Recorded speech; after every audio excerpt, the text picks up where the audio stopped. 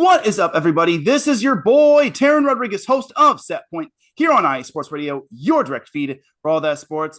And just like that, it is almost time for the NCAA men's volleyball tournament, which means I will be attempting to interview every coach or player from every team that makes the NCAA tournament. And my first guest will be Derek Sullivan, the head coach of Belmont Abbey. Welcome in, Derek. Oh, thank you. Thank you. Glad to be here. Awesome. So let's talk about your team's season. You wound up winning the Conference Carolinas tournament. It was your third straight year that you've won it. Talk to me about how difficult it might have been and what the path was like when it came to your team. Yeah, it definitely was a little up and down.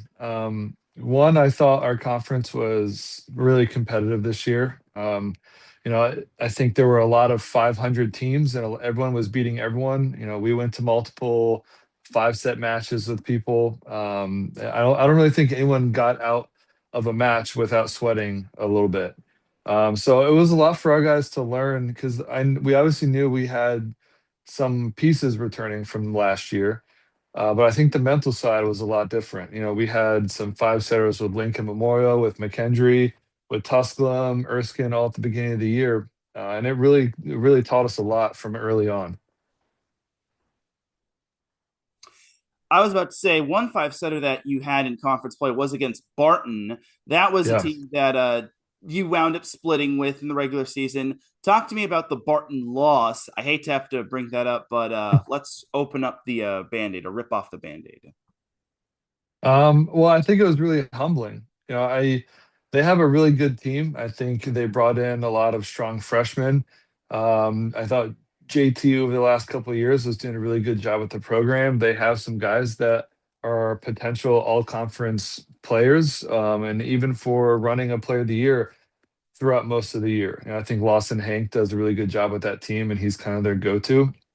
Um, but it was a really scrappy team. That's been Barton's MO for the last 4 years or so. Anytime they play someone, they're out digging them, they out hustle them, they make all the errors. And they did that to us. And so we definitely did have a lot of errors. And while we talked a lot with our team about how we made those errors, we also talked about how we need to control our game a little bit more and we need to play a little bit smarter. So the loss taught us a lot about where we need to be throughout the year. Now, what do you think you learned from that loss against Barton, and how do you think you applied it to the rest of your conference matches and the rest of your matches overall? The biggest thing after both of our games against Barton, because we went to five with them both times, but it was just about being consistent. We don't have to win the game in one play. I think Barton caught us off guard a couple times where some of our guys were just trying to get one big kill, which is great. And then our energy kind of died down, or we didn't play well the next 2 points, and then Barton did. And they were just more consistent than we were. And so it came down to talking a lot about consistency and staying with the play throughout the game. And so it changed how we practiced, it changed what we did. And we almost never ended some of our drills. Like some of our drills, it was really difficult to get 1 point where you had to win three or four in a row. You had to win on a serve. We had a lot of different stipulations that we did with our drills. And so it changed how we practice. Love it. And you know the old saying, sometimes you learn more from a loss than you do from a win. And I think you all learned a lot from that loss. So, Yeah. one win that I do want to highlight is the win over George Mason, which is a pretty darn good EIVA team. That team had its moments this year, even without Liam French. Talk to me about the win over George Mason. Well, I respect the hell out of Jay. I've known Jay for a while. When I was getting into coaching, Jay was one of the first coaches that I really knew. So it was a privilege to be able to play against him. And then when it came to the game, we had our game plan, and I think we really stuck to it. They're really physical and they're really big, and that was one thing that we tried to prepare ourselves for in conference. And I'm not in conference in that match. And so we talked a lot about what George Mason was going to give us during the match and just how to manage that. We knew they were going to get big kills. We knew they were going to get some big stuff blocks. We knew they were going to play consistent out of system volleyball. And we just had to figure out how we could get our guys open one on one. And we just kind of had to stick to the game plan from there on out. And it obviously fell in our favor. And then a few other matches I want to highlight are the match against McKendree, where you went five with them, nearly reverse swept them. You battled against Lindenwood, against Lincoln Memorial. I remember you said Tusculum. Like, were there any other memorable matches that you had this year? And if so, talk about them. Ugh. You want to talk about all of them or the ones you didn't mention? However many you want. Uh, well, I mean, I thought we had some really good games this year. I think I had a lot of fun playing, going on that trip to Lindenwood, and playing McKendree as well while we're out there. What a scrappy team McKendree is. Like two different style of like coaching and play when we went out there. We had McKendree that was just so scrappy, and they're ready for everything. And then you have Lindenwood and are so aggressive. Everything that they did was aggressive, and we had some big plays on them because they're aggressive, but like they just didn't stop, and so two different styles of play. It was a lot of fun to be out there and play against those teams. um I think our conference tournament against NGU in the semis and Mount Olive in the finals was some of the more competitive volleyball I've seen in our conference in the last couple of years.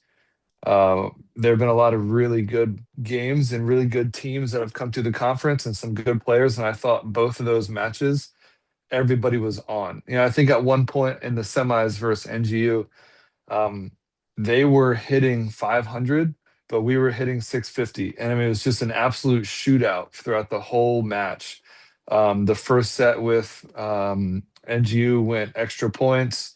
Um, it was a really physical, exhausting game. And I thought that both coaches, I guess that includes me, but we were making a lot of different changes and trying to keep up with one another, different subs, and like they were switching rotations, and we had to match it. Like it was a lot of fun this last tournament.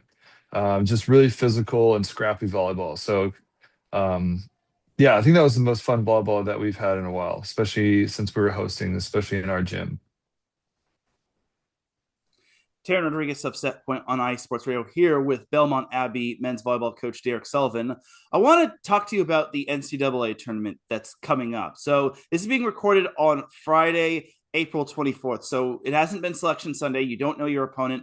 But talk to me Yeah. about the new format of the NCAA tournament, how there's going to be regionals and then quarterfinals, and then eventually leads up to UCLA. Well, I think overall this is what we wanted. At least a small version of it. I think we really were pushing for 16, I think is what a lot of people were talking about. We got 12, so really grateful that we were able to get 12. Um, because obviously we're gonna have five at large bids, and with some of these tournaments going on, like it's really starting to move some pieces around. With USC being in the MPSF finals, and we'll see who gets that at large bid, and just there's a lot going on, and this is the excitement that we wanted. Now these teams are being talked about. Where I think it was last year, 2 years ago, Irvine got out early when they should have gotten a large bid, and then they didn't, and now we're going to be able to see those teams that might get out early in a tournament be able to compete, which is what we wanted. So I'm really excited for that. And as far as the regional, um, there's been a lot of discussion on what those are going to look like and where they're going to be hosted. And it would be nice, I think, um, just to know a little bit more detail about where we might go and just what the possibilities are, especially for a lot of these programs. Just they need some help with funding, and it's a quick turnaround from Saturday to selection show Sunday to then the NCAA meeting is on Monday. If teams are going to Hawaii, they're going to have to leave on Tuesday. It's 24 hours to get flights and details. Like it can be a lot, especially with some of these East Coast teams. So I do wish we kind of had a little bit more info. But look, nothing's perfect. I'm super grateful. we're getting what we wanted with 12 teams, and I'm really excited to be out there and to compete against some of these teams in the regional. Soon it's going to be 13 teams with the Great Lakes Valley Conference Mhm. being added next year because it's in its first year. And I think there's the rule of conferences in their first year can't be an automatic qualifier. Okay. That's what I'm Yeah, hearing, but I that don't. makes sense. Mm-hmm. So I want to ask you, continuing on from that for that topic, talk to me about the growth and how far it's come for that new format. Just because I remember it used to just be only automatic qualifiers and maybe one or no at larges. Yeah. Well, I think it's just overall helped the growth and the competition. I think a lot of these matches throughout the year, us playing McKendree, Lincoln Memorial, Lindenwood, um, even Catawba going to play George Mason, and they upset George Mason early in the year. The fact that that's going on is really big. And it helps RPI. We're now looking early into the year to see like what might happen at the end of the year. It just makes the whole year a little bit more competitive and a little bit more meaningful. Where in the past I think we're at 7 teams for so long with a play-in match. Um, that was great. It allowed some teams to make the tournament, especially our conference for a long time. Um, but yeah, now I think overall it's just helped with the competition. I think these matches mean more. And now when we're scheduling for next year, because we know we have this larger tournament, teams are starting to call around and say like, "Hey, we're looking for these competitive matches. We're willing to travel. We're willing to do this," because it's starting to mean more, if that makes sense. Oh yeah, it definitely does mean more, and I definitely think it's beneficial. And you're right. So I actually do want to talk to you about your team. Let's talk about your team and how it's done an amazing job this season. 20-5. Who are some players that have stood out this season? You feel free to name them all if you wish. Yeah, I mean, I name them all. Okay, you know what? I will name just about all of them because we have had the same line, pretty much the same lineup for 3 years. So shout out to our starters. They've won 3 in a row with virtually the same guys, the same key pieces, and that's really impressive and really hard to do. And it doesn't matter the conference. So I'm really proud of the guys and just how they handled themselves year in and year out, and with all these different adjustments to the tournament and more media recognition and a lot of people talking about it more. I think they've handled themselves really well. So shout out to the starters and our whole team with that. Um, let's see. We can start with Caden Day. Caden, he was player of the year. He worked his butt off the last 2 years. Last year he was our starting outside. We made some changes. He ended up going to the Oppo. This year he finally stayed at outside for the whole year. Um, and so this was his first full year playing outside for us, and he made a huge impact, hitting almost 300 in conference all year.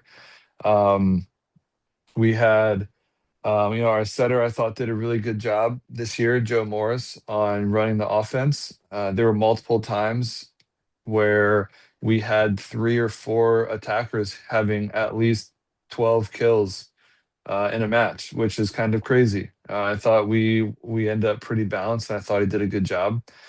Um, we saw the growth of our first team player last year and our All-American honorable mention, Zach Puentes. He just knows the game really well, and he was able to come in this year and manage a lot of our players. And while he didn't get first team all conference, he got second team all conference. I think he knew what he was doing. He knew that we were on the path to make another tournament run, and he let some guys really do their thing, and he did a good job of leading everyone on what needs to be done. So kudos to him as well. Um, yeah, I can keep going. How far do you want me to go? I think that's pretty good, unless you have any. Okay.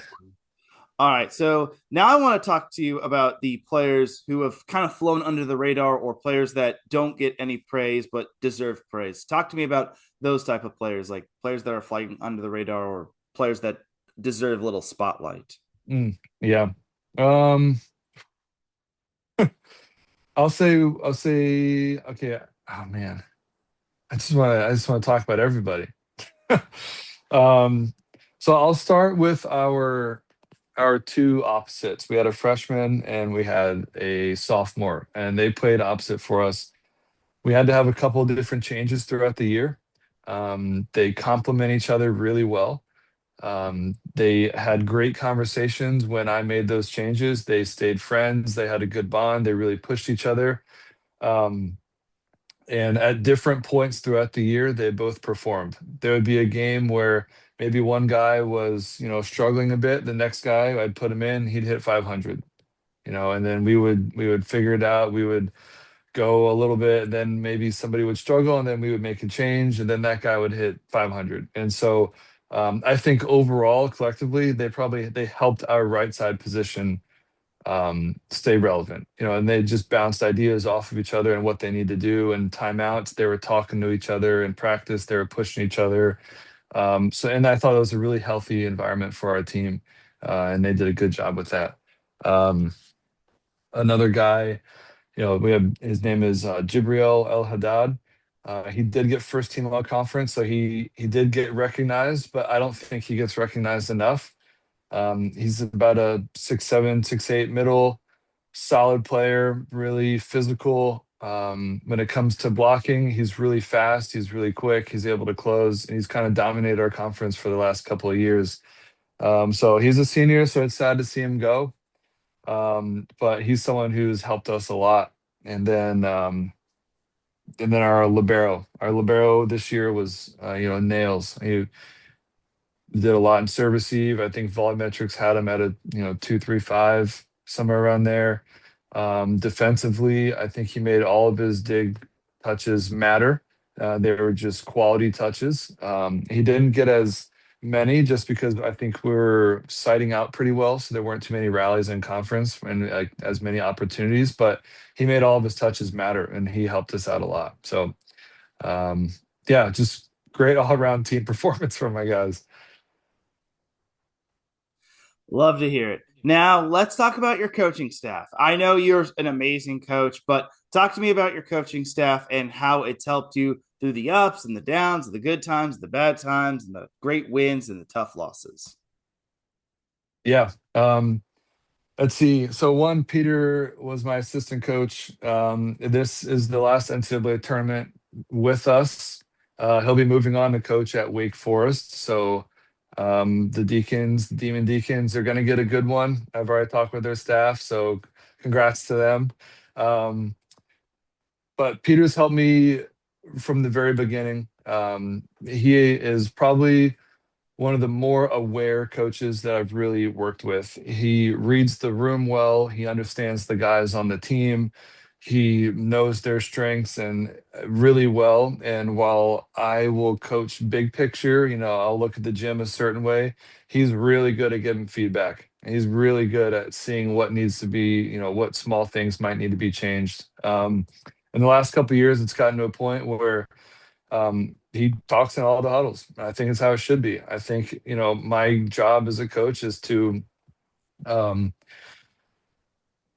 train my assistants slash give them the leeway to grow. And I think Peter definitely grew, and he took the reins with that. And so he would talk in a lot of the timeouts, and he knew the game plan. He talked to a lot of the guys, and so he's a huge reason for our success the last couple of years. I could not have done it without him.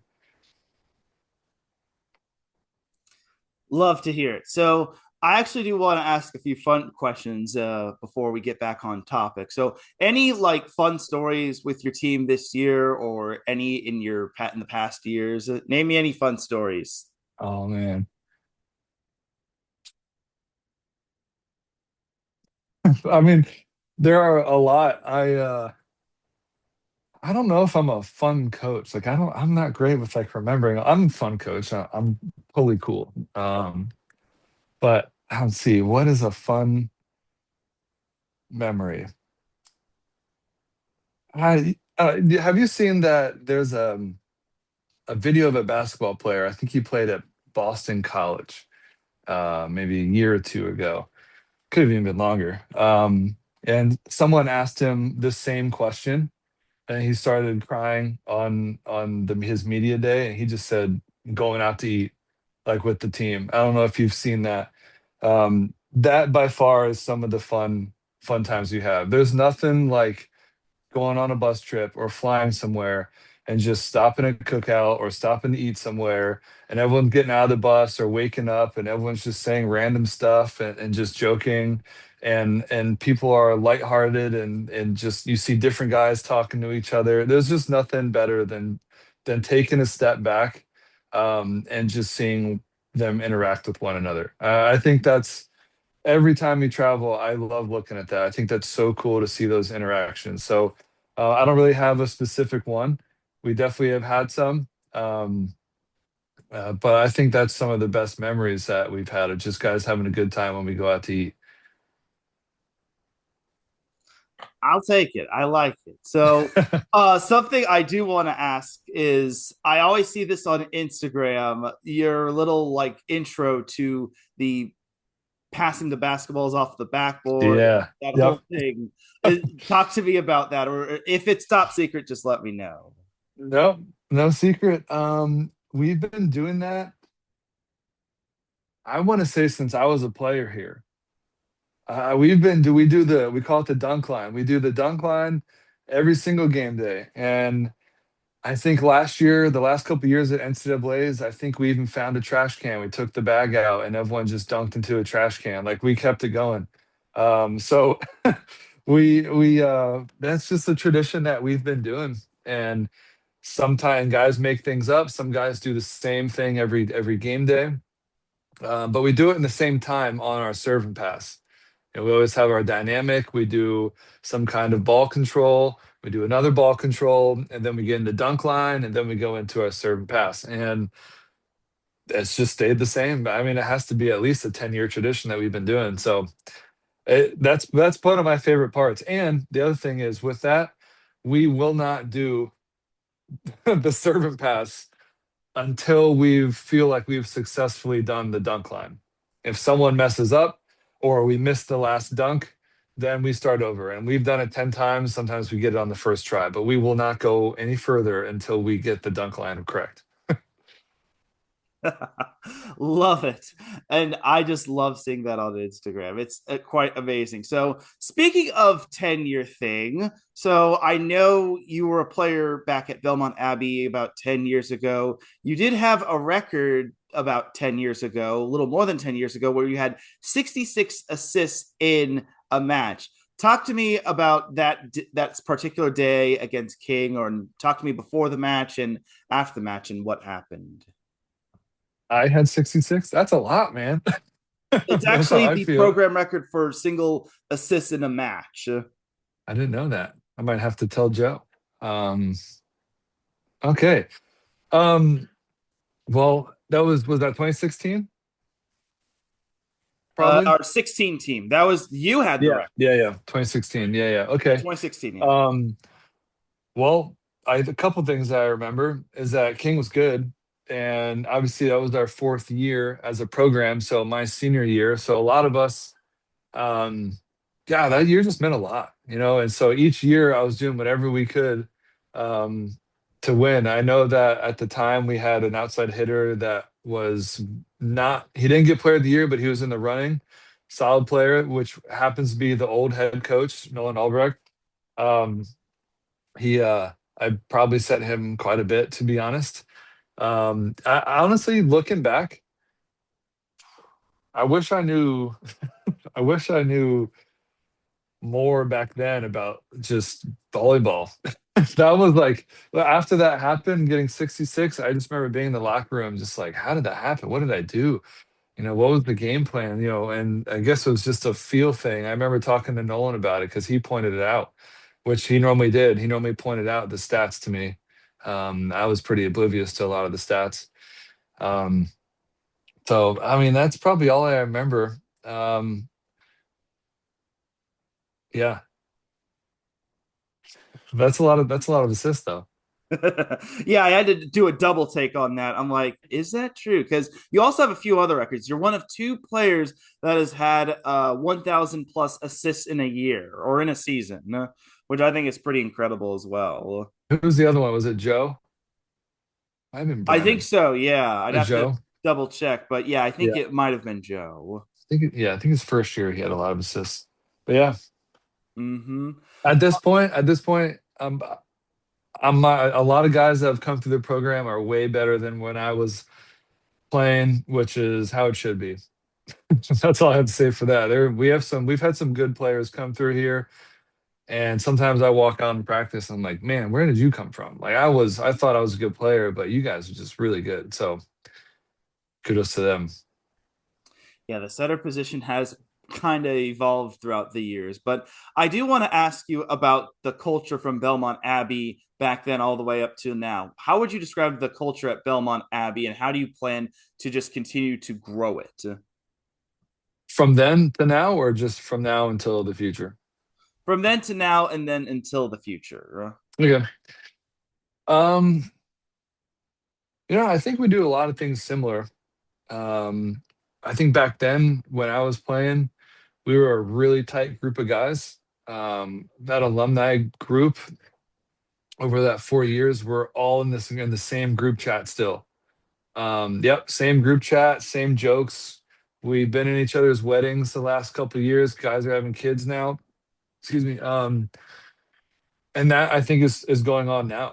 I hear a lot of the guys are in the same group chats. They're friends with each other. They fly out to see each other during vacation. In the last couple of years since I've been head coach, even when I was started off assistant coach for those first 2 years, guys will over Thanksgiving break, Christmas break, fall break, not so much spring break because we're playing, but they aren't going home. They're going to each other's houses. They're picking a spot to go hang out with each other again. You'd think they would want to break from each other, but they're going to do things. I think that's really cool. Um, we're having end of the year meetings right now, and a lot of guys are really pleased so far with just how the team hangs out. And I think that's how we were when I played. And if there's something that I wanted to keep, it's probably that. It's the fact that, the guys are coming here to create relationships. And I always say on recruit visits that it's a 15 to 20-year decision. You're coming here for school, you're coming here to make relationships, you're coming here to better yourself. It's not just for volleyball. And I think we are holding true to that tradition. I think a lot of guys are still friends with each other, and I think that's the goal. It's those bus trips, right? It's those bus trips when you're just having a good time. That's what you'll remember. Winning is cool, but you will remember what it was like hanging out with somebody or laughing really hard late at night or pulling all-nighters. And that's the tradition that I want to keep going. And I think that's happening right now. Love it. Teran Rodriguez, host of Set Point on Ice Sports Radio with Belmont Abbey men's volleyball head coach Derek Sullivan. There's a few more questions, then I'll let you go. All All right. right, so I do want to ask this of you. What is your biggest volleyball ick? Okay, so coaching. Saw coaching. I was talking to my wife about this because she's also a coach. I probably really don't like when I don't really want to call out a bunch of coaches, but I just don't really talk a lot about snapping your wrist. Like I hate when coaches say hitting is about just snapping your wrist. That's probably an ick for me. I don't like that. I think there's more that goes into it than just that. And then the second volleyball ick. Yeah, I would have been ankle socks. But it's kind of changed. I think I really am not the fan of black socks, to be honest. I think that's an ick. I think I'd rather you wear ankle socks and just have some kind of aura about you instead of black socks. Love it. We all have our different volleyball icks. So Yeah. I Yeah, I do want to ask you about this week. So I know last week was the Conference Carolinas tournament. This week you have off. Obviously, you don't have the stress of wondering if you'll get into the tournament. Like, how do you plan and that time off, and how do you not attempt to get rusty or worried or anything of that sort? So I'll tell you what we did. We had our conference tournament. The next day I gave off. The next day we played soccer. The next day we had a short practice, and then the last 2 days we just had some good competition. That's what we did. Um, I like we have a good time with our team. Winning is fun. I like winning, so don't get in the way of winning, obviously. But outside of that, there's a lot of time where for you to have a good time. And whether you're playing soccer together, we have a 9-hole, disc golf course on our campus. We've done that before together. Sometimes we warm up playing basketball. I will do all kinds of fun things. So after an exhausting weekend in the conference tournament, we took a little bit of time off. We still stayed competitive with soccer. And then we just kind of slowly got back into it. We started off really basic with just setting back and forth and passing back and forth, and then worked our way up into more like competitive stuff, or what we might see when we go to the NCAA tournament with like big blocks, hard serves, that kind of stuff. I love it. So Yep. if I ever want to come down to Belmont, where are some good places to eat? Good one. Good question. So, two places. Okay. One, it's called Nellie's.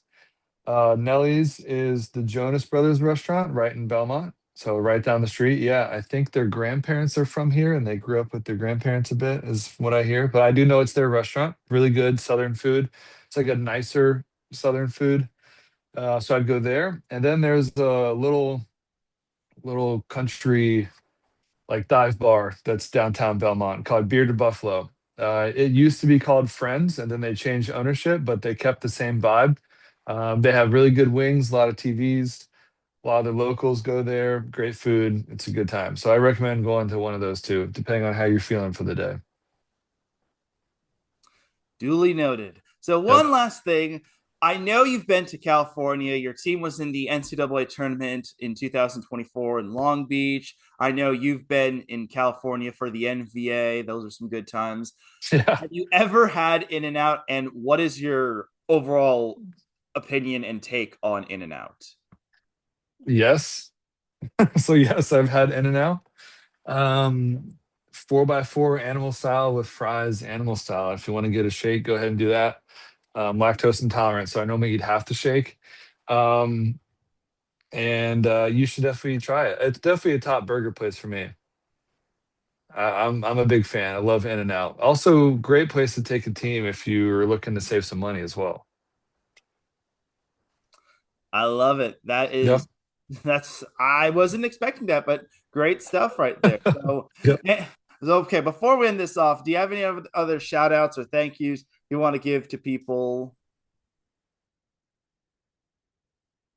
Now I think I had a good time coaching this year. I want to shout out to just the conference coaches.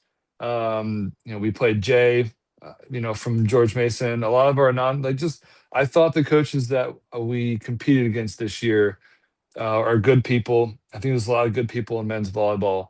There are a lot of good teams. It's really competitive. I think D2 is getting more competitive, and so shout out to those D2 coaches for just helping grow the game.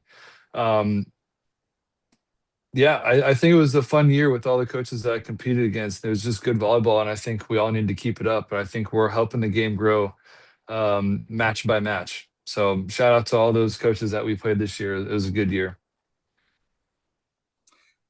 Great stuff. All right. Well, listen, Derek, thank you for your time. It was an honor interviewing you again. I hope to see you sometime down the road. And that is my interview with Derek Sullivan, head coach of Belmont Abbey. Once again, I appreciate it, Derek. For Derek Sullivan, I'm Teran Rodriguez of Set Point on IE Sports Radio. I will see you all next time. And remember, raise the red. That's right.